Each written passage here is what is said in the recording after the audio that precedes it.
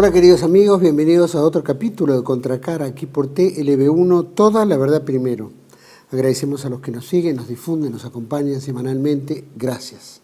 A todos los que colaboran con TLV1, muchísimas gracias. Han habido generosos aportes a TLV1, invitamos a muchos a acompañarnos, para que podamos seguir en el aire y llevarles como siempre hacemos, toda la verdad. Transmitimos a través de nuestra página web www.canaltelev1.com, debajo de este programa, las redes sociales que nos mantienen diariamente en contacto y como siempre ponemos este programa bajo la protección y advocación de la Virgen de Guadalupe, Reina y Señora, Emperatriz de América, que con la Virgen de Luján le pedimos siempre nos proteja, nos guíe, nos cuide en el camino del bien, la verdad y la belleza. Y por supuesto, como tenemos, nuestra patria tiene sus enemigos ocultos, enemigos reales, enemigos abiertos, este canal los tiene, y todos los que pensamos de una línea nacional también estamos en este trayecto. Le pedimos a María, Madre de Gracia, Madre de Piedad y Misericordia, defiéndenos de nuestros enemigos y ampáranos ahora y en la hora de nuestra muerte. Amén. El programa de hoy lo vamos a hacer con nuestro querido amigo Carlos Joseaga, que del programa anterior tuvo muchísima atención, ¿no? Y que valió la pena, ¿no?, hablar de la Patagonia, como un elemento soberano tan importante, ¿no?, nuestro territorio, que tenemos que defendernos con uñas y dientes. La Constitución nos dice que debemos armarnos en defensa de la soberanía, en defensa de la patria.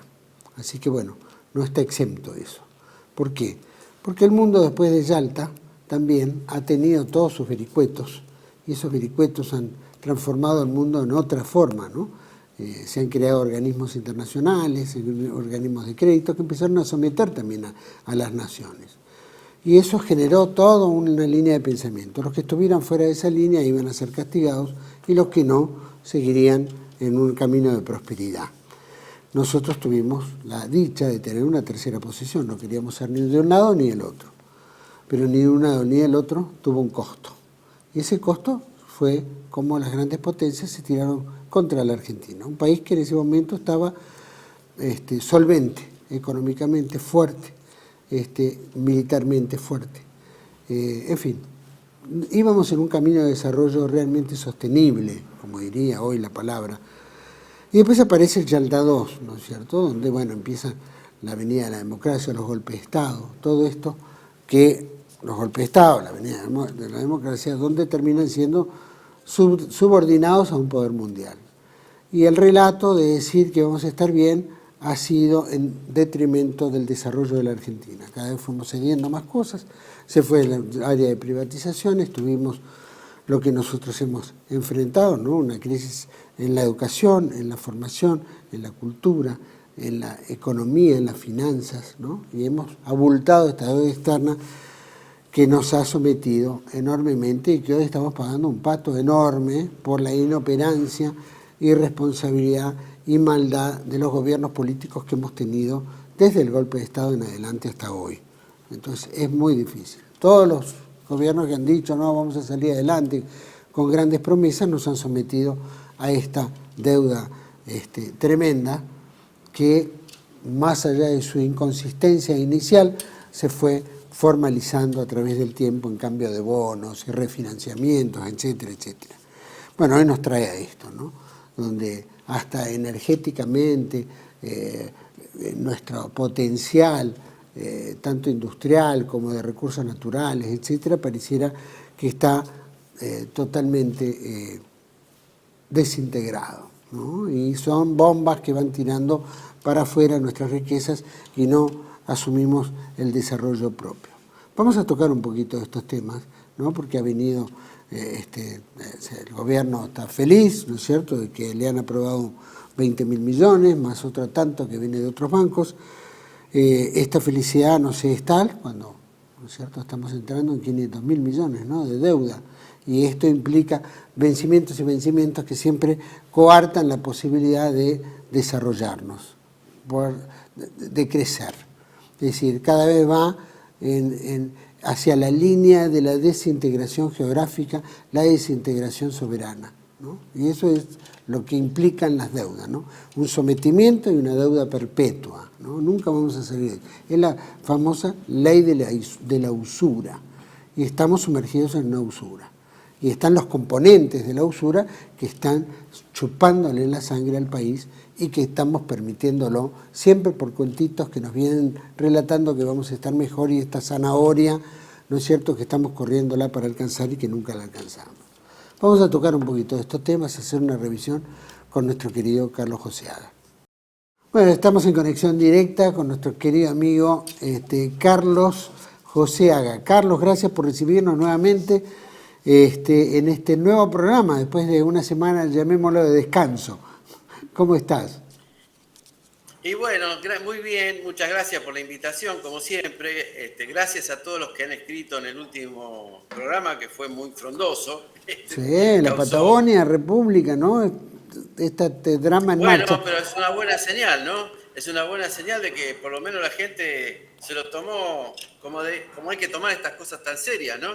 Sí, de Estuvo verdad. muy bueno todo eso, realmente fue interesante leer todas las cosas que pusieron, que son muchas y muy variadas.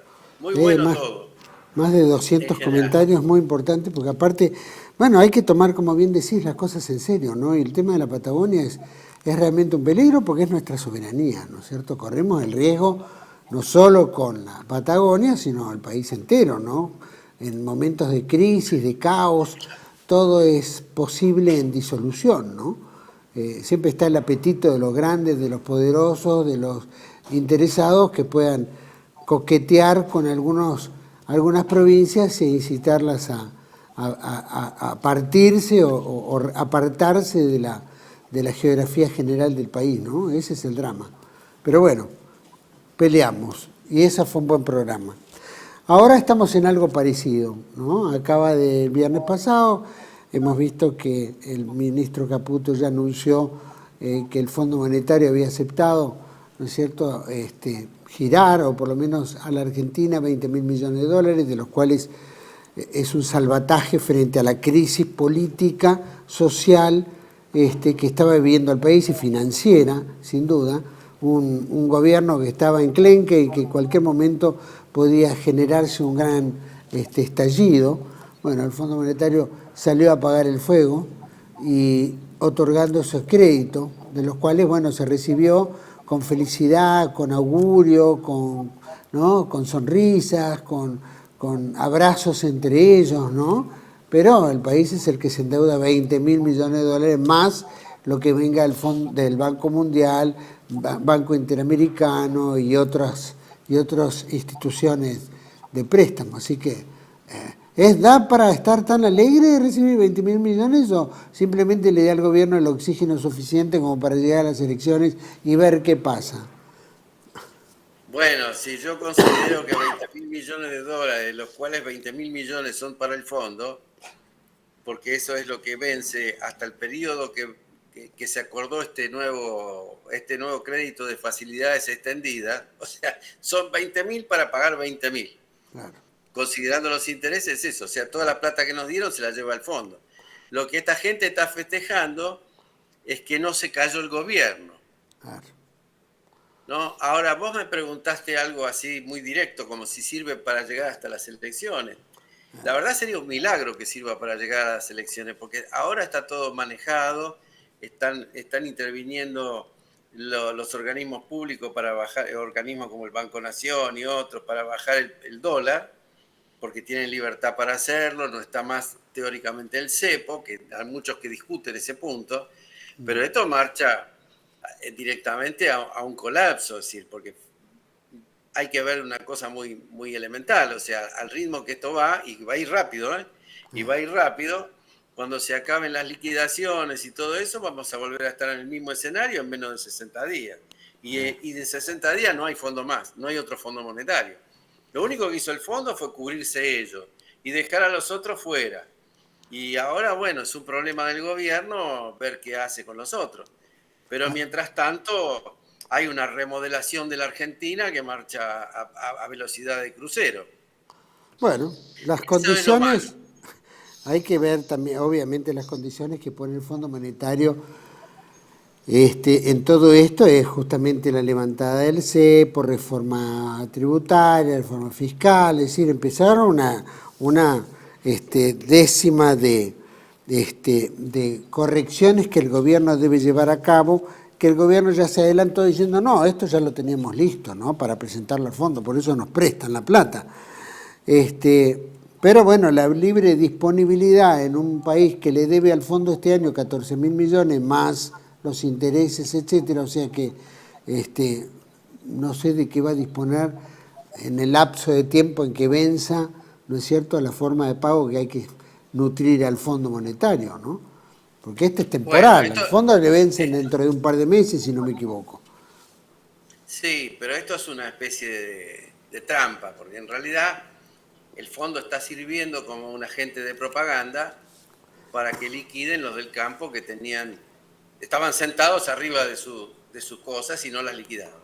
Claro. Y así está hecho esto para crearle la imagen de que le va a bajar incluso por abajo de los 1.000 pesos, porque yo he visto hoy un montón de comentarios de productores agropecuarios desesperados, asustados, creyendo en estas estupideces, como si nunca lo hubiéramos visto, Juan Manuel. Porque esto es cíclico y constante. Hemos vivido crisis externas a lo largo de los últimos 40 o 50 años, casi sistemáticamente cada 4 o 5. Sin duda. Es decir, es una cosa que y nunca pagamos, en definitiva siempre nos endeudamos más, nunca terminamos de saldar estas cosas. Ni siquiera cuando dijeron que nos estábamos desendeudando era cierto, era mentira. Quedamos nuevamente engrampados como en 400.000 millones. O sea, nosotros no podemos salir de la cifra que equivale a un PBI argentino. O sea, siempre estamos dentro de un PBI. Nosotros todo lo que producimos en un año se lo debemos siempre a los organismos de crédito internacionales, al fondo, a los BlackRock o a los que fueren.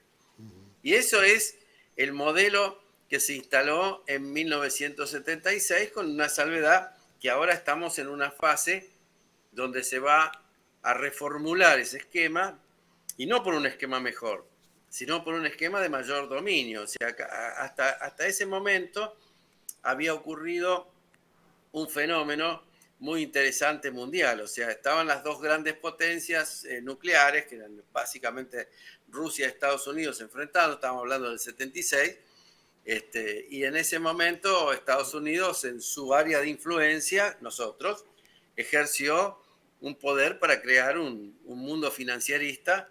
Es más, en ese momento los grandes, yo decía, los hijos de los empresarios creadores de grandes empresas argentinas, todos se volvieron al sistema financiero. Ya no hubo más empresarios, hubo gerentes de bancos, directores, o sea, se volcaron al negocio financiero en forma masiva, abandonando o vendiendo las empresas. Es lo que pasó en esa época. Desde esa época hasta hoy vino ese modelo, máxime cuando después del año 90 colapsa el muro de Berlín, domina a Estados Unidos como un hegemón total y le impone al mundo el consenso de Washington, que es lo que ahondó el modelo que a nosotros nos lo habían aplicado un poco antes. O sea, lo único que hizo fue generalizarlo y hacerlo más rígido, con lazos más fuertes. Esto es lo que pasó en esa época. Y ahora está en una situación de lucha con China, Rusia y Estados Unidos, pero además está la India, están los BRICS, hay varios actores más, remodelando en una especie de nuevo Yalta, que no es igual que el Yalta anterior porque no están los mismos protagonistas. Por ejemplo, un gran protagonista que se está quedando en llantas es el protagonista europeo. Es decir, que antes en el Yalta fue importante Inglaterra, fue importante Francia, Alemania por supuesto que no, pero todos los demás, digamos, una fase de Europa tuvo participación. Ahora Europa está a un costado y el mundo se está subdividiendo entre el área China, la India, Rusia y Estados Unidos.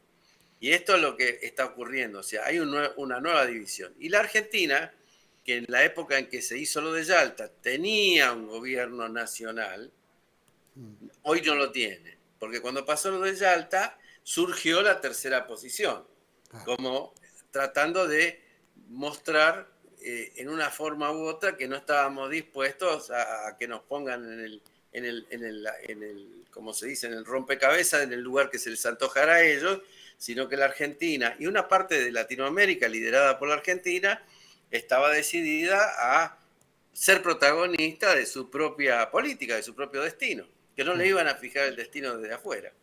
Todos sabemos lo que pasó después.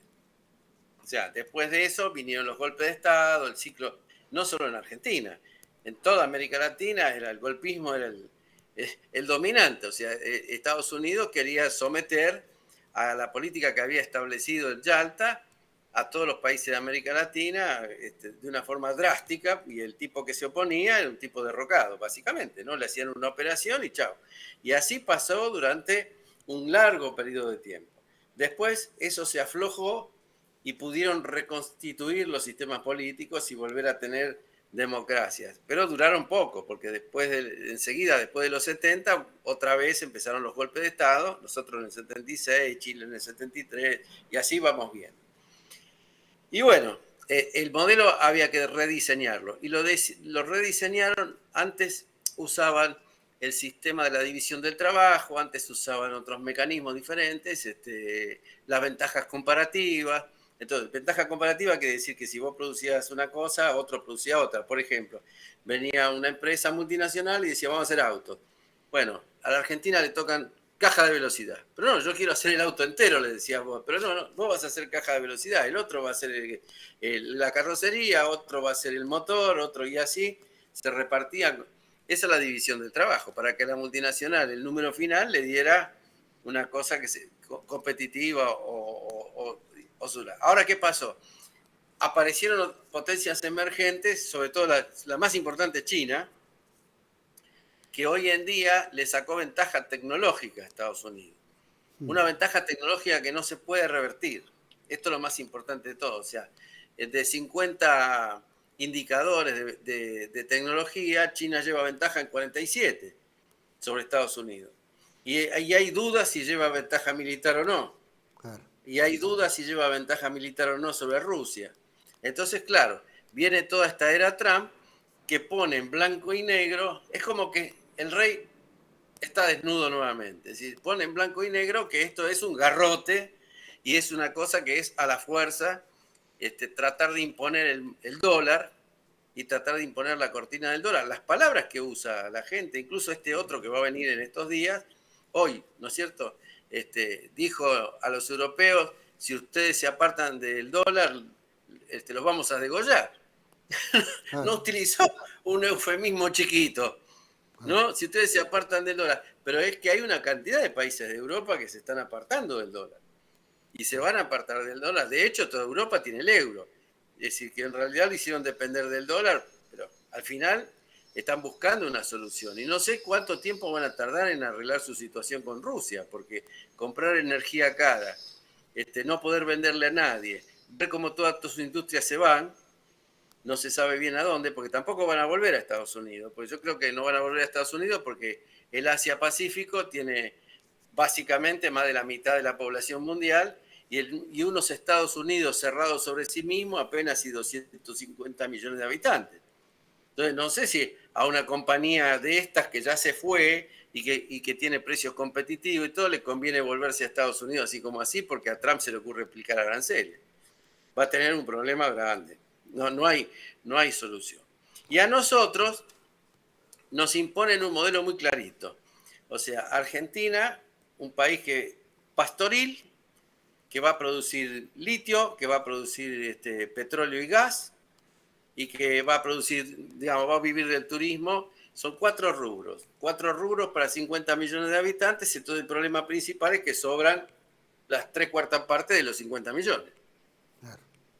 No van para este modelo. Sin embargo, el modelo no es suficientemente consistente como para sobrevivir. O sea, también hay un engaño en todo esto.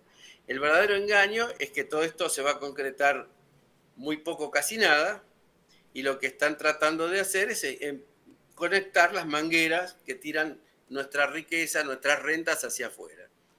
Y eso lo están haciendo a través de este préstamo, a través de la deuda que tenemos, a través de los fondos de inversión, a través de otros mecanismos que no son productivos. Es decir, esto te explica por qué las grandes compañías, ponele petroleras, que ha habido acá en la Argentina, ExxonMobil y otras, levantaron el vuelo y se fueron.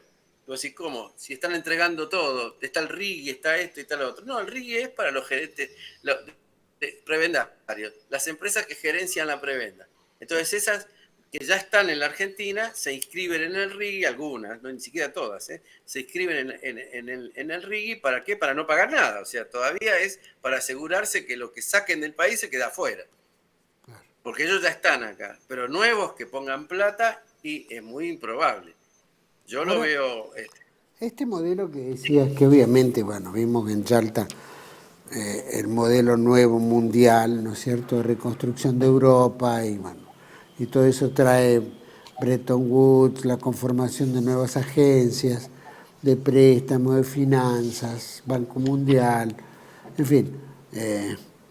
Y todo esto también conforma un poco y delimita el rol de los países. Nosotros, bueno, siendo cabeza de ratón en algún momento, ¿no? Fuimos un poquito más fuertes en Hispanoamérica, que después, bueno, Yalta y algunos países empiezan a determinar que la Argentina, bueno, es un país no confiable, y de alguna manera empiezan a bombardearlo, ¿no? Todo lo que era la tercera posición, esto que no somos de un lado ni del otro, bien decías y planteabas que hay una industria particular que éramos autosuficientes, llamémoslo de alguna manera, en muchos aspectos.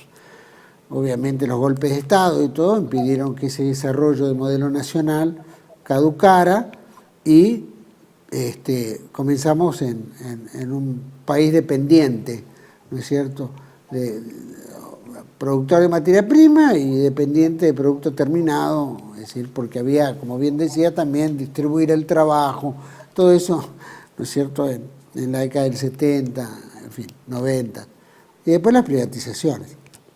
Ahora, fueron dos etapas, ¿no? La etapa era eliminar las terceras posiciones, ¿no es cierto?, y conglomerar a que la gente se endeudara. Después pasamos al proceso, llamémoslo, donde los países ya dejan de producir lo que tenían que producir y ya empezamos a producir solamente, como bien dijiste, la manguera, un extractivo, ¿no? Vienen empresas extranjeras, se moviliza la privatización porque los estados no son confiables, no son solventes, no son serios, son corruptos, la cleptocracia, en fin. Hay que privatizar a través de estos gobiernos liberales, ¿no? O todos los gobiernos que han venido en los últimos 50 años. Y terminamos ahora frente a un mundo también privatizado, ¿no? Porque al entrar en procesos de privatizaciones, que es lo que también quieren ahora en esta etapa, que se termine de liquidar lo que tienen los estados, particularmente la Argentina, que es la que nos duele, y cuál es la siguiente etapa, porque si no tenemos nada que produzca la Argentina y que beneficie a la Argentina, su rol futuro no solo es inexistente, sino va camino a una disolución, especialmente con la venida de este señor, que probablemente de los factores no solo sea que cumplamos la letra chica de los préstamos del Fondo Monetario y otros organismos y grupos privados, sino también dolarizar el Estado argentino, dolarizar la Argentina, cosa de que de alguna manera ya seamos pura y exclusivamente dependientes de la Reserva Federal, ni siquiera tengamos nuestra propia autonomía, ¿no? O sea que estamos perdiendo la soberanía en muchos aspectos, ya no solo por préstamos y todo, sino comercial, territorialmente, económicamente y ahora monetariamente. Es un poco, disculpame, me metí a hacer un análisis en esto, pero quería seguirte claramente si esto también involucra, ¿no es cierto?, en la dolarización, donde ya nosotros hayamos perdido totalmente la autonomía de nuestra propia conducción o destino. No, yo no creo que vaya a haber dolarización ni nada parecido, porque en realidad los recursos que les han prestado y todo eso no alcanzan ni remotamente para una política como esa. Con respecto al pasado, cuando vos hablabas de qué pasó después de Yalta y cómo nos atacaron y fuimos vilipendiados, en realidad Argentina tuvo un gesto después de la Segunda Guerra Mundial, que Estados Unidos lo consideró un gesto competitivo hostil y se basó básicamente en competir financieramente contra el Plan Marshall, porque cuando terminó la guerra y llegó el peronismo empezó a asistir a Francia, a España y a Italia de una manera financiera y aparte muy importante, y los Estados Unidos tenían todo preparado para, desde el punto de vista de los préstamos que estaban haciendo, quedarse con toda Europa en el bolsillo. Y apareció un país que no estaba en los libretos haciendo una cosa que se salía. En ese momento la Argentina era un país poderoso y estaba haciendo algo que Estados Unidos consideró prácticamente una violación del principio por el cual entraron en la guerra, porque ellos entraron en la guerra para quedarse con todo. Y viene una nación del sur que no tenía antecedentes en la materia a competirle, a poner plata y oro y alimentos y cosas contra el Plan Marshall. Entonces Estados Unidos nos consideró más peligroso que a Hitler en esa época. Que de hecho bloquearon el Río de la Plata, ¿no? Con una flota tan importante como el desembarco de Normandía. Es decir, hubo toda una reacción, porque evidentemente para ellos esto era más o menos como que venía alguien y le soplaba la dama en el juego, ¿no? Claro. Se quedaban sin nada. Y bueno, nosotros pagamos la falta de una estructura militar suficiente con la caída del gobierno peronista. En realidad, si hubiéramos tenido un complejo militar industrial de significación que no se llegó a concretar, sí se intentó concretar. Nosotros sabemos que todos los esfuerzos por los aviones modernos, todos los esfuerzos por el desarrollo de la industria naval y todo eso que se habían hecho, no, estaban, pero no alcanzaban como para hacer nosotros un elemento disuasorio frente a un ataque de esa naturaleza. Claro.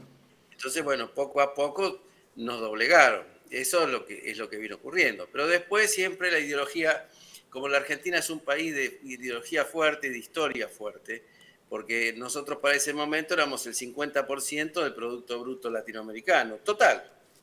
Entonces los brasileros eran un tercio que nosotros. Y el resto de los países todos eran más chicos. Entonces la campaña de desprestigio no funcionó porque Argentina realmente había hecho bastante bien los deberes. En cuanto a su proyección internacional, teníamos una política internacional realmente destacada. Hoy no tenemos política ni nacional ni internacional. Ahí está la cuestión.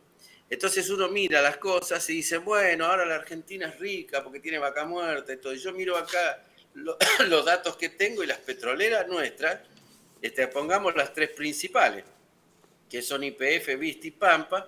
Lo único que hicieron fue sacar crédito. Cuando llegó Milei, lo único que hicieron fue ir a Wall Street a sacar crédito, a vender obligaciones negociables.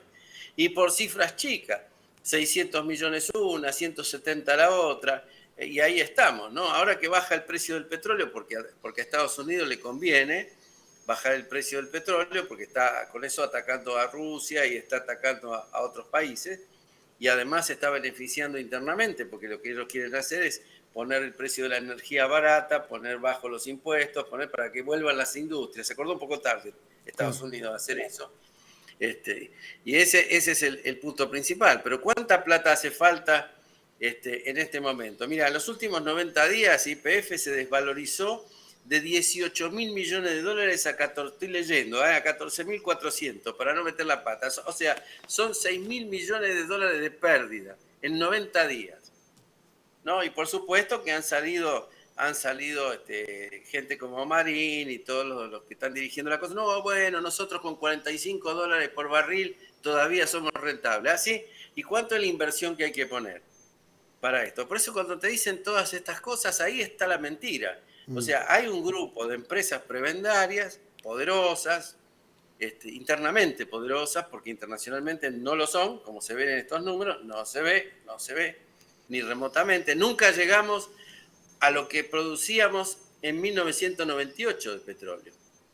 En 1998 producíamos 847.000 barriles por día y hoy apenas 700.000, con toda la furia de vaca muerta y todo, no llegamos ni siquiera a lo que teníamos en el 98. O sea, por eso el exitismo, la propaganda, es decir, aparecer por todos los medios energéticos y los medios principalísimos nacionales, diciendo que todo esto es un boom y que no sé qué cosa, la verdad, con toda franqueza, no le dan los números. Es decir, esta es la verdad, todos perdieron un montón en los últimos años. Entonces no es que fueron ganando. Ahora sí, el Estado puso más de 50.000 millones de dólares.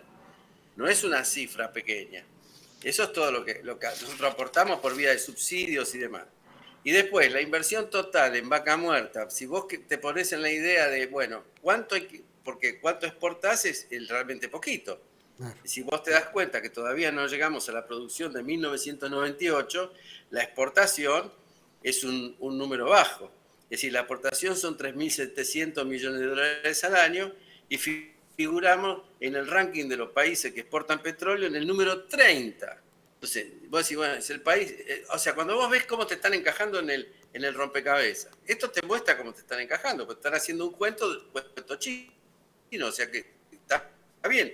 El recurso está en el país, todo está fenómeno, pero por esta vía no se va a explotar nunca. O sea, se podría explotar para nosotros, pero como nosotros no tenemos proyecto industrial, no tenemos proyecto nacional, no tenemos proyecto de país, no tenemos nada, lo que va a ocurrir es que toda la renta, que es esto que estamos viviendo, se te va a ir toda por una manguera que va a tirar todo en el exterior. Entonces, voy a decir, ¿cuánta plata hace falta? Pues una pregunta esencial. ¿Cuánta plata hace falta, además de los 50.000 millones de dólares que puso el Estado en sus múltiples formas? Porque el Estado lo puso por Estado Nacional, lo puso por las provincias, lo puso por los municipios, donde están estos yacimientos. Bueno, hace falta la friolera de 181.000 millones de dólares hasta 2031 para alcanzar los objetivos de producción que dicen que podemos tener. 181.000 millones de dólares. ¿Vos creés que la Argentina puede conseguir 181.000 millones de dólares para hacer el desarrollo que nos dé toda esa riqueza, digamos, que va a terminar siendo para pagar deuda? Porque en definitiva todo esto te lo plantean para ver, miren cómo ustedes pueden pagar deuda. Es fantástico. O sea, son 22.500 millones de dólares por año hasta el 2031. O sea, un préstamo todavía mayor, 2.500 millones de dólares mayor que lo que nos acaba de dar el fondo cada año hasta 2031 para acercarnos a ese objetivo. Y además de infraestructura, además de los 50.000 millones de dólares que puso el Estado argentino, para llegar a ese objetivo, hacen falta 14.000 millones más por año para poder producir petróleo y 3.500 millones más por año para producir gas. Bueno, entonces, ¿cómo termina esto? Bueno, el gas marchará rumbo a Brasil para financiar con gas barato la industria brasilera, y el petróleo va a tener unas cuantas terminales como las que se han hecho con el gasoducto, el oleoducto de Oldelval, que ahí tenemos un mapa, que se ha hecho con eso, bueno, y ya está, son proyectos chicos que van a vender en el mercado spot, donde van a hacer plata algunas petroleras, va a ser plata Pan American, va a ser plata también YPF, va a ganar algo Vista, pero en realidad no es el despliegue de un proyecto de país. Y después tenés la minería, otro tema. En la minería te pasa lo mismo. Y decís, bueno, ¿cuánto es la minería? ¿Cuánta plata hay que poner por año hasta el 2030 para que la minería sea algo significativo en la Argentina? Y todavía sin elaborar, ¿eh? Entonces, bueno, la minería son 25.000 millones de dólares por año hasta el 2030, total 175.000 millones. Cuando sumamos las dos cosas, es más que toda la deuda externa que tenemos, entre la minería y la infraestructura. Y después de la minería, todavía faltan las vías de acceso, la energía, el transporte, los puertos, que dicen que son 33.000 millones de dólares más hasta 2031, solo para el cobre y el litio. Es decir, es evidente que nos están vendiendo un lindo buzón. Esto no puede funcionar así. No puede funcionar así porque no tenemos los recursos ni el acceso a los recursos.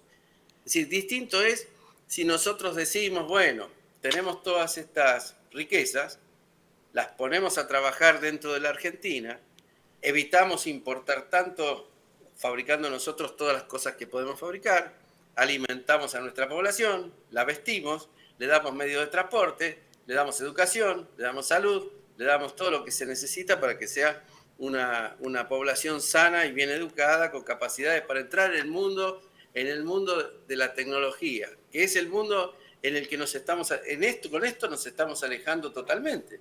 O sea, la riqueza de las naciones, hay que metérselo bien en la cabeza.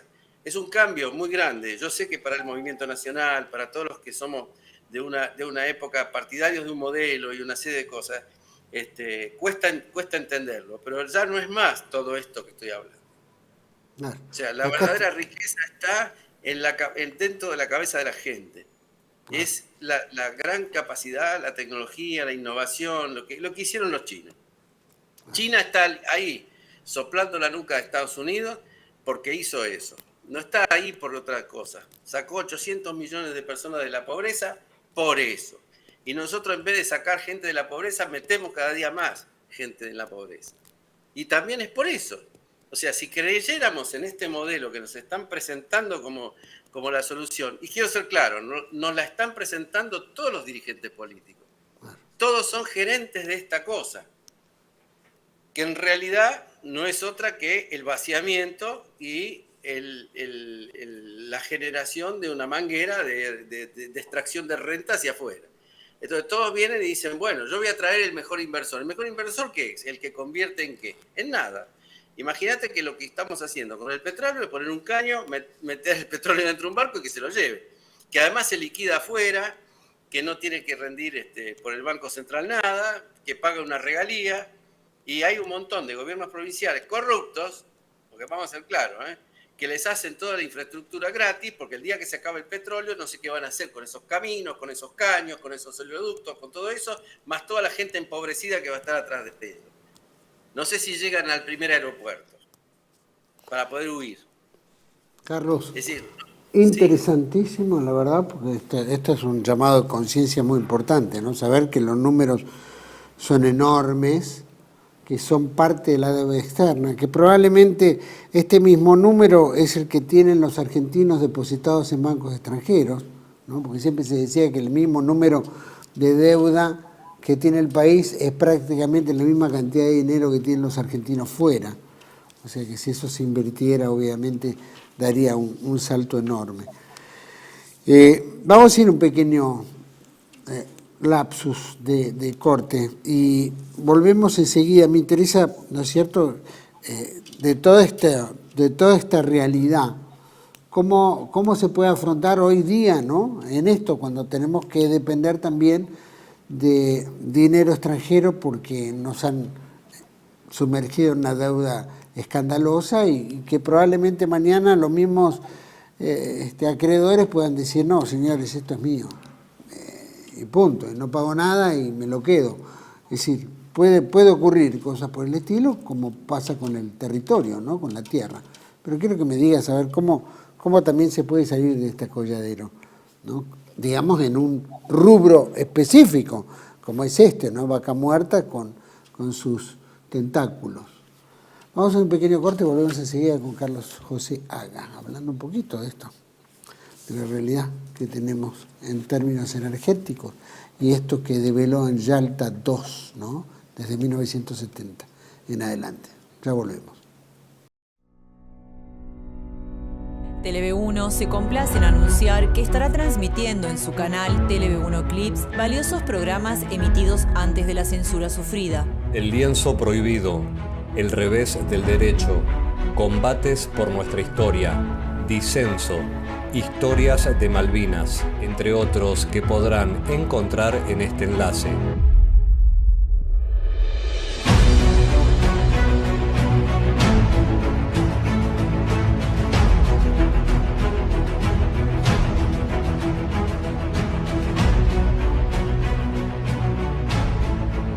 Agradecemos su aprovechamiento y difusión. Bienvenidos a CEPA, Centro de Estudios del Pensamiento Americano. Nuevo sitio web de cursos de formación en política, filosofía, historia, literatura, geopolítica, religión, psicología y más. Cursos de formación que reflejan el verdadero pensamiento americano.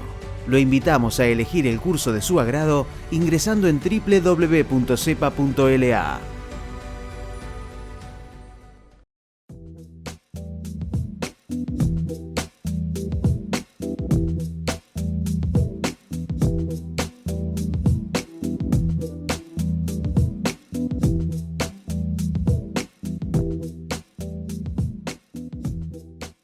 Decir siempre la verdad primero tiene un precio. Dependemos de tu ayuda. TLB1, toda la verdad primero.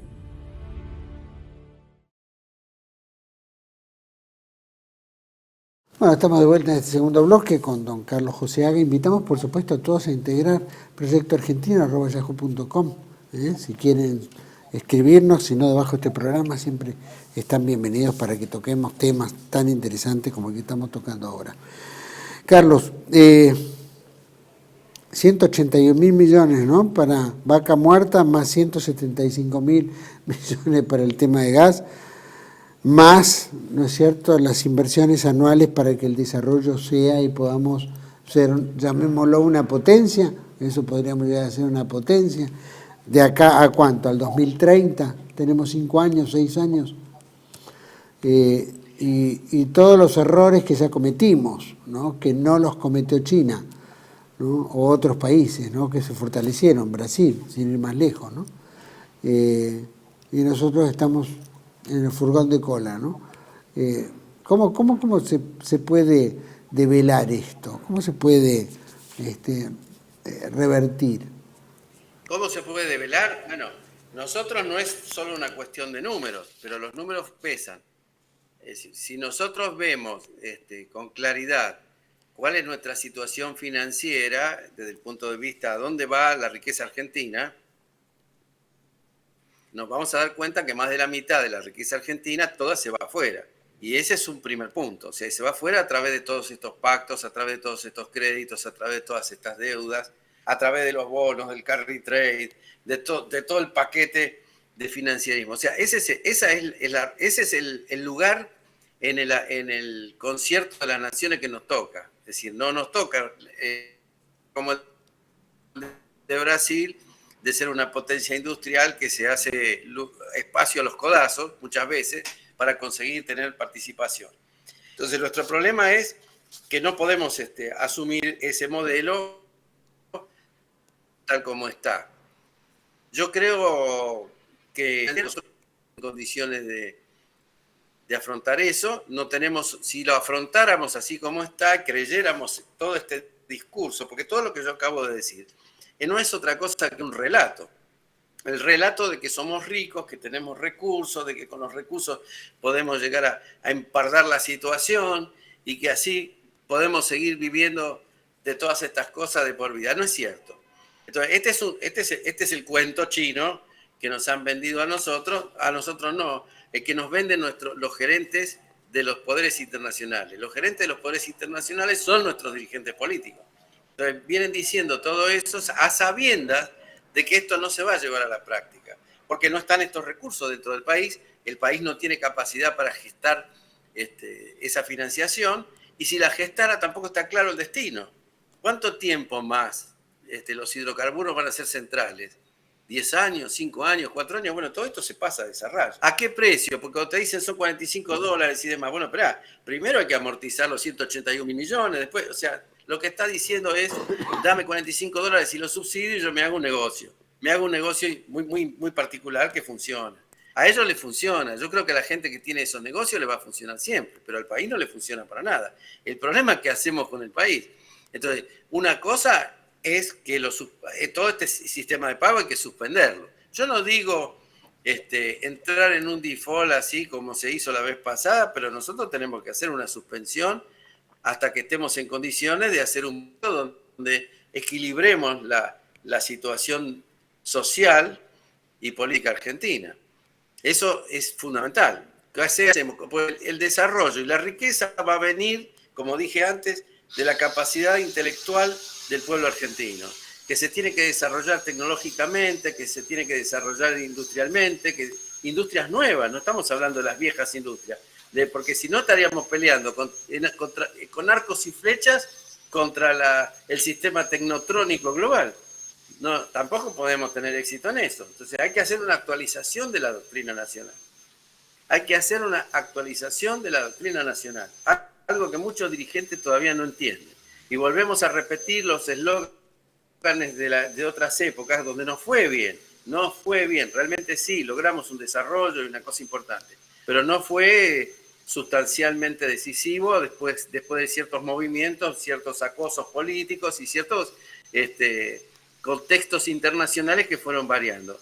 Pongamos ahora el caso, mirá lo que acaba de pasar con Panamá, que Estados Unidos lo presionó y le obligaron a los panameños a vender la BlackRock, todos los puertos que están de entrada y salida del canal de Panamá, ¿no? Eso genera una relativización de la importancia estratégica del sur argentino, porque genera, o sea, ahí mismo también se van a querer instalar los norteamericanos y los chinos, si pueden, cualquiera, ¿no?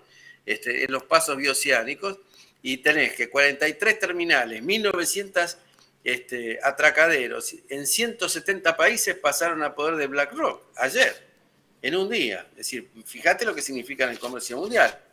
Esto es lo que está ocurriendo, es decir, no es una cosa pequeña. ¿Y por qué? Porque Panamá es un país débil, que bueno, como nosotros, que van y le gruñen en la cara y entregan todo en 5 minutos, porque bueno, ahora Panamá está tranquila de que Estados Unidos está contento y le van a dar una moneda para que pasen los buques que quieran los norteamericanos y no lo de los enemigos de los norteamericanos. O sea, hay de ese tipo. Pero el mundo se sigue reorganizando. Y Estados Unidos realmente está perdiendo en este momento el norte, porque empezó tarde con eso de hacer de vuelta Estados Unidos grande, empezó atacando a sus propios aliados, es decir, hay una situación donde se ve claro que los capitales no van a retornar a generar fábricas en los Estados Unidos, cuando le conviene más estar en el Asia-Pacífico, en cualquier otro lugar donde ya se instalaron, incluso en países aliados de Estados Unidos. Eso es un hecho. Pero nosotros en ese juego nos están colocando, siendo que somos poca gente, que sería fácil de resolver el problema en nuestro caso, no es tan fácil en los casos donde la demografía te juega en contra, pero acá te juega todo a favor. Y tenemos una población todavía medianamente educada, capaz de dar el salto cualitativo. Nosotros tenemos que dar un salto adelante, un salto en la doctrina nacional, adelante, un salto en la defensa nacional, adelante. Defensa nacional, un salto, quiere decir que hay que olvidarse de las cosas que hacíamos antes. Ahora la guerra es drones, es electrónica, es misilística, ya no más grandes buques ni portaaviones, eso ya ni a las grandes potencias los convence. Es decir, sí, los submarinos por ahí, si son nucleares, una cosa así. Y tenés que todo el Atlántico Sur está en juego. Está en juego la Patagonia, como vimos en la vez pasada. Están en juego, eso es el juego grande. Entonces, el juego grande de este ajedrez que se está trabando, a nosotros nos puede tocar este rol si somos pasivos y dejamos que todo eso pase, y si no, la división territorial y nos quitan la mitad del territorio y listo. Y se la van repartiendo como reserva estratégica, porque esto que estamos viendo, todo lo que yo acabo de decir, muestra con claridad que el papel de la Argentina no es hacer riqueza a eso, sino guardarlo como una cosa estratégica. Es decir, estamos nosotros en la parte de la reserva estratégica, porque todas las tierras raras, gran parte de los recursos de petróleo están mucho más accesibles para las grandes potencias. Por eso nosotros, con Vaca Muerta y todo lo que significó, estamos en los 30 y levantando lentamente. Entonces tardaríamos tantos años en llegar a producir más o menos lo que han hecho una promesa de que podíamos llegar a hacer, pero la plata que hay que poner es tanta que no está lejos de las posibilidades. Además, YPF perdió un montón de valor, se endeudó en Wall Street durante la era Milei, porque la deuda no la tomó solo el Estado Nacional. La deuda que hoy refinancia el Estado Nacional es la del Estado Nacional, pero también tienen deuda las provincias, tienen deuda los municipios, tienen deuda un montón de entidades públicas, YPF, es decir, todo corriendo a pedir préstamos. O sea, el problema, por eso cuando hablan del riesgo país, todos se asustan, porque le van a subir la tasa de interés y todo el modelito se va al tacho. Es decir, pero ninguno. Yo no veo que YPF esté haciendo nuevas refinerías.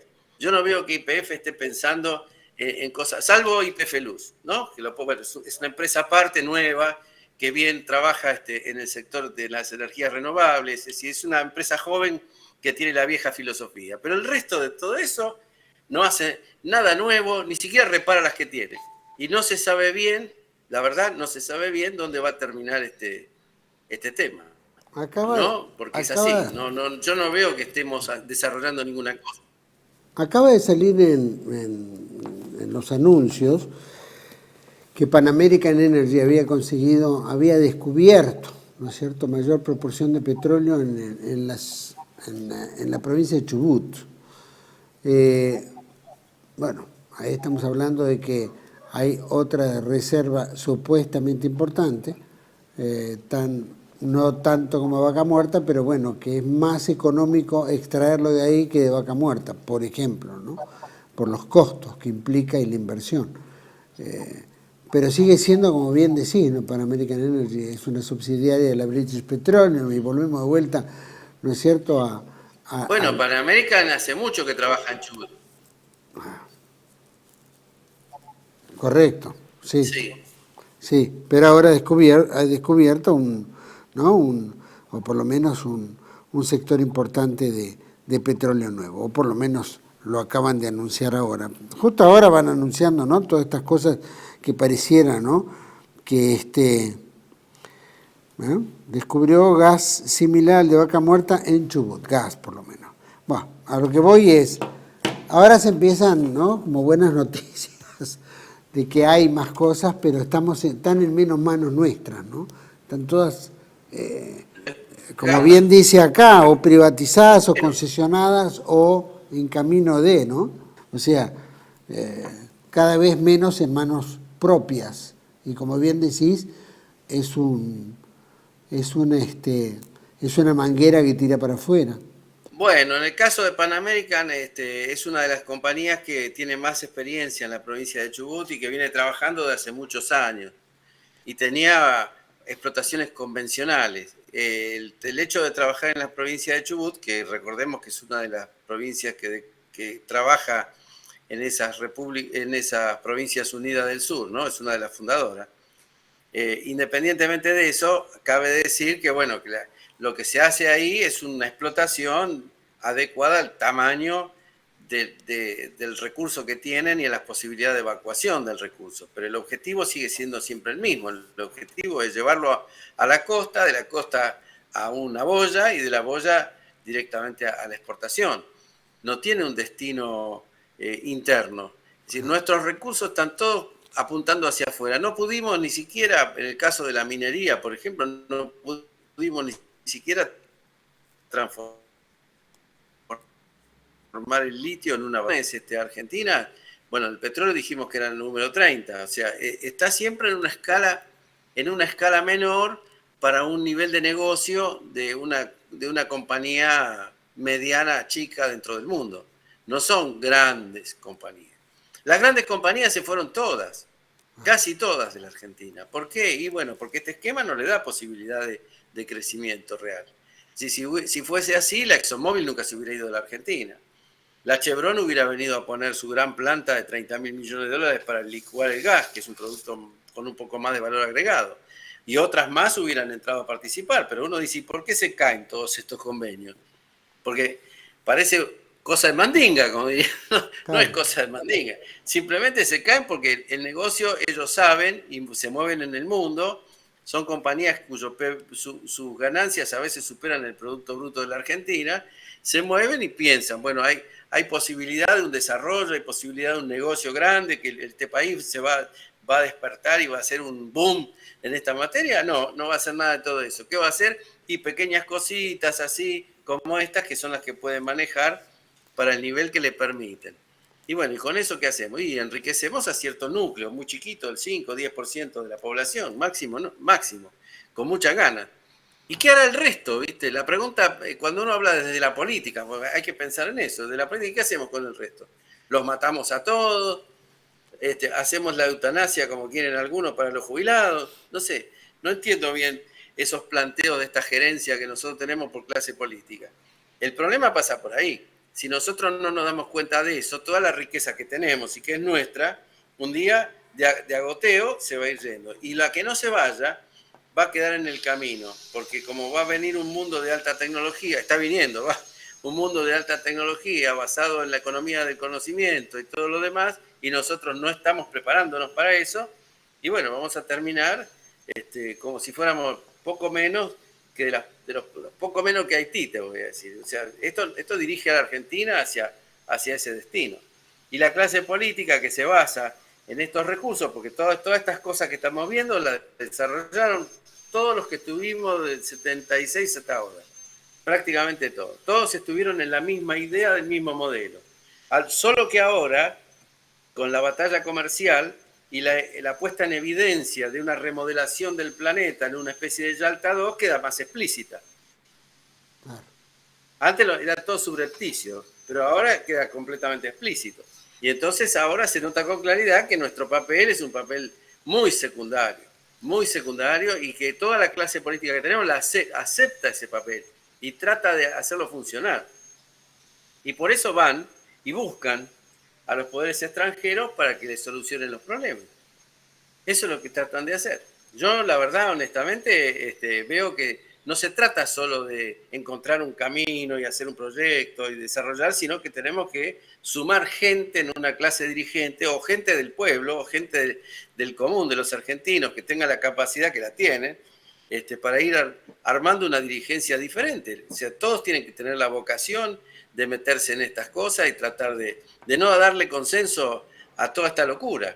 Porque esto significa que nosotros, durante los próximos 50 años, ya 50 años tenemos de un modelo del 76 hasta ahora. Ahora que se remodela el mundo, vamos a tener otros 50 años de pobreza absoluta y de indigencia y tal vez de fractura territorial y todo eso. No se olviden que en Europa, en los años 90, desaparecieron dos naciones, desapareció Yugoslavia y Checoslovaquia. En Europa, donde las fronteras son mucho más consolidadas que acá.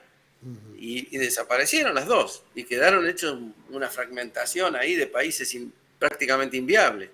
Esto es lo que tenemos en el mundo de hoy. Y la América Latina, que estaba lejana, que no participaba mucho de estas cosas, ahora tiene, digamos, una relevancia diferente porque, bueno, el mundo se achicó a medida que mejoraron las comunicaciones, los viajes, todas esas cosas. Al achicarse el mundo, esto creció en importancia. Pero también está cómo se está dividiendo todo, ¿no? Fíjense, los que miran a veces las cosas estratégicas, cómo participa China en todo esto, ¿no? Y cómo la lucha se está empezando a dar alrededor del tema de China. Eso es así. La otra cosa que conspira contra un modelo de desarrollo es que se suspendió y se cancelaron los fondos del transporte de energía eléctrica. Y todas las obras de energía eléctrica están al borde del colapso. Es decir, el AMBA está completamente al borde del colapso, que no viene a ser muy, muy importante a simple vista, pero es donde está el 50% de la producción industrial de Argentina. En el noroeste y el noreste, todas las líneas de transmisión están saturadas, con lo cual todos estos proyectos mineros, no sé de dónde van a sacar la energía. Ahora, es una cosa así. Dentro de los puntos del Fondo Monetario estaba la reforma, había una... entre las concesiones y privatizaciones y la desregulación del mercado eléctrico, por un lado, y por el otro, el subsidio, ¿no? Dejar el subsidio al sistema eléctrico y, por supuesto, solamente subsidiar a los hogares de bajos recursos. Pero ahí estamos hablando de que si anda mal, con el poco subsidio que hoy en día está poniendo el Estado, porque las tarifas aumentaron y ahora el común está pagando eso. ¿Qué pasa de un corte absoluto de subsidios o la privatización, ¿no es cierto? Como dicen, y concesiones en el sector eléctrico. ¿Cómo se solventaría? No, esto es que ahí está anunciando un tarifazo, por un lado, y por otro lado, que el abasto va a estar basado en la privación. O sea, cuando uno hace un tarifazo, hay un montón de elementos que están dentro del sistema energético que se caen. Es decir, se caen un montón de empresas, se caen un montón de industrias, se caen un montón de usuarios. Entonces el equilibrio no se logra por mejoría del sistema. El equilibrio se logra porque hay menos consumo a partir de que las industrias son menos, que los usuarios se quedan sin luz y les pueden cortar y todas esas cosas. O sea, es por privación. Es el contrario del, digamos, en vez del círculo virtuoso, entramos en el círculo ominoso, donde cada vez más chico, cada vez se achica más, cada vez se reducen más y se dificulta más el acceso a la energía. Entonces es un país con altos impuestos, altas tarifas y altos deudas, porque también altos intereses, significa eso, es un país que no tiene ninguna viabilidad. O sea, que no me la cuenten porque yo no encuentro que pueda ser posible que con esas tres condiciones alguien ponga una empresa, ni argentino ni extranjero, ponga una empresa y piense que va a ganar plata. Es imposible. Y además tenés otro factor, que por el lado financiero le están pagando 90% anual, en dólares. ¿Quién va a poner una empresa? O sea, por eso te digo que todo esto es un relato. Todo esto no es real, es simplemente un relato para que la gente acepte un futuro venturoso inexistente. Entonces, cuando yo te digo, bueno, nos va muy mal, estamos todo mal, tenemos muchos pobres, no sabemos cómo hacer, que pero tenemos un futuro esplendoroso porque estamos llenos de recursos. Ahora cuando explotemos todo eso, Argentina, pum, para arriba, vamos a pagar la deuda y todos vamos a vivir como en Arabia Saudita, que donde el jeque nos regala el Mercedes-Benz para trabajar de taxi. No va a pasar. Esto es un cuento. Esto es lo que estoy diciendo. La clase dirigente, la gente especialmente, que yo sé que mucha gente estas cosas lo puede llegar a convencer, todo este relato, porque no es un relato mal elaborado, es un relato intencionalmente elaborado, bien pensado, para quemarle la cabeza a la gente. Totalmente. Esto está hecho para que lo crean. Totalmente. Carlos, muy interesante. Bueno, sí. Podríamos seguir, había mucho para hablar, pero lo vamos a dejar para la próxima, si te parece. Te agradezco mucho, no sé si hay una reflexión, ya dijiste, ¿no? Que tenemos que ponernos un poquito las pilas y empezar a develar un proyecto verdaderamente nacional, coherente, lógico, hacia un mundo moderno del hoy hacia el futuro, que es muy difícil, ¿no? Acá poder concretarlo. No sé, ¿no? Están las esperanzas, pero no lo veo en el corto plazo. No, en el corto plazo no se puede. En el corto plazo no existe nada en la Argentina. Porque el corto plazo es esto, es el cambio de monedas, el rulo financiero, es la cosa de hoy para mañana, es salir a copiar cosas para evitar los aumentos, que son todas efímeras. El corto plazo nuestro es un cortísimo plazo.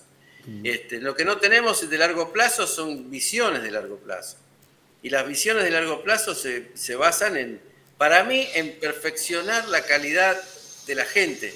O sea, ese es el problema de lograr entrar a la sociedad del conocimiento. Nosotros tenemos que proponer eso como una meta irrenunciable de actualización doctrinaria, de preparación para el futuro, de imaginación de un nuevo sistema educativo, de imaginación de un nuevo sistema para dar de comer, alimentar, vestir, proveer movilidad, energía, para que los argentinos empiecen a ser industriosos de nuevo.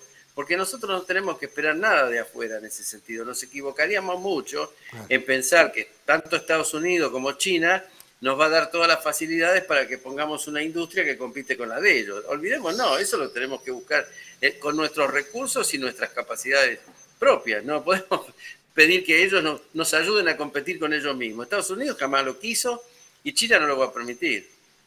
Asumamos que es un problema difícil, es decir, nos tendríamos que asimilar un poco más al modelo que tienen los brasileños, en alguna medida al sistema de compra de energía que ellos tienen, que es muy bueno. Es decir, hay modelos y modelos para distintos espacios del poder político y económico del país. Pero al margen de eso, si no nos ponemos a perfeccionar a nuestra sociedad, no le ponemos dar a la gente los elementos para poder integrarse a la economía del conocimiento y a la sociedad del progreso, bueno, entonces si se van a creer todo esto, estamos fritos. Esa es la realidad, o sea, porque cuando nos querramos acordar, vamos a estar tan pobres que nuestros problemas van a ser extremos, absolutamente. Ya los están siendo, ya están siendo bastante extremos. Ese es el tema. Bueno. Carlos, te agradezco muchísimo, muy valioso esta entrevista, o por lo menos este diálogo, muy valioso. Te agradezco muchísimo. Agradezco mucho. Lo veremos, corregiremos la señal para la próxima. Te mando un gran abrazo, te agradezco mucho. Dale. Igualmente. Chao, chao. Hasta luego. Bueno, como siempre, invitamos a todos al proyecto argentino @yahoo.com, Qué interesante lo que planteaban, ¿no? Porque en realidad el Yalta 2, Yalta 1, es decir, cómo se fue delineando el mundo y cómo fuimos quedando afuera también. No necesitamos enemigos, ¿no? Creo que los propios argentinos han sido enemigos a sí mismos, ¿no? Especialmente la dirigencia política, las influencias, ¿no es cierto? Inglaterra, Francia, etcétera, ¿no? Estados Unidos. Ya Perón, ¿no es cierto?, hablaba en el año 70 y tantos, ¿no?, de que el año 2000 nos iba a encontrar unidos o dominados, ¿no? Qué acertado, unidos o dominados. Todo dependía del esfuerzo que pusiéramos y las ganas, ¿no? En varios programas hablamos que tanto Corea como China estaban tan atrás nuestro, ¿no? Brasil, y de repente nos fuimos quedando siempre con las mismas tonteras, ¿no? Siempre con las mismas promesas, ¿no?, de estar mejor, y todo se fue dilapidando, ¿no? La educación, paupérrima, ahora los chicos no saben ni leer ni escribir. El drama de lo que vivimos a todo nivel, ¿no?, social, político, los paupérrimas, ¿no?, subsidios, la falta de empleo, la falta de trabajo, la falta de creación de trabajo, ¿no?, del mismo Estado. La cesión de todas estas cuestiones, como es el agua, los servicios, ¿no es cierto?, los recursos, ¿no?, que los mismos te dicen, no, ustedes están dilapidando, ¿no? Entonces tienen que acostumbrarse al consumo, acostumbrarse a la necesidad, ¿no? Y bueno, ahí lo tenemos a Mekorot por otro lado, ¿no?, que plantea el mismo tema. Pero ¿cómo hemos dilapidado el país? Estamos hablando de que están haciendo fiestas, ¿no?, y alegría por recibir un préstamo que le da oxígeno al gobierno, ¿no?, de 20.000 millones, más otros tantos que vienen por otro lado, pero que ya llegamos a una deuda de 500.000 millones de dólares, 500.000 millones de dólares. Cuando hablamos 181.000 y 170, casi 400, 350.000 millones de dólares llevaría poner, ¿no es cierto?, nuestros recursos petroleros y mineros en línea, ¿no? ¿Cuántos argentinos tienen plata afuera que podrían invertir acá? ¿Cuánto tener que dejar afuera? Claro que para que lo traiga tenemos que decapitar a toda la clase política, ¿no? Porque son los causantes que nos han traído a esto, ¿no? Y vemos esa puerta giratoria que vuelven todos ahora de vuelta. En todas las elecciones, no importa, no quieren estar fuera de la teta del Estado. Y mientras tanto tampoco proponen nada nuevo. Todo siempre es el recicle de lo peor para quedarnos en lo peor. Bueno, esto es un cargo de conciencia que deberíamos tener todos los argentinos, para ver que cada vez nuestra libertad se va cortando. Esto de viva la libertad es un engaño, pichanga. ¿Cómo vamos a salir del cepo? Y nadie va a salir del cepo. ¿Cómo las inversiones, ¿no?, que no ha venido una sola inversión? Es decir, el mismo relato kirchnerista lo hace este mismo relato libertario, ¿no? Es todo un engaña pichanga, como bien dice Carlos Joseaga. Hay que pensarlo muy bien y también, ¿no?, estar más serios en encaminarnos en un proyecto verdaderamente nacional que nos permita proyectar el futuro. Un futuro, lo decía, de corto plazo, bueno, largo plazo, tan difícil. Pero bueno, tenemos que empezar a trabajar en eso. Los espero en otra entrega de Contracara, aquí por TLV1. Toda la verdad primero. Gracias.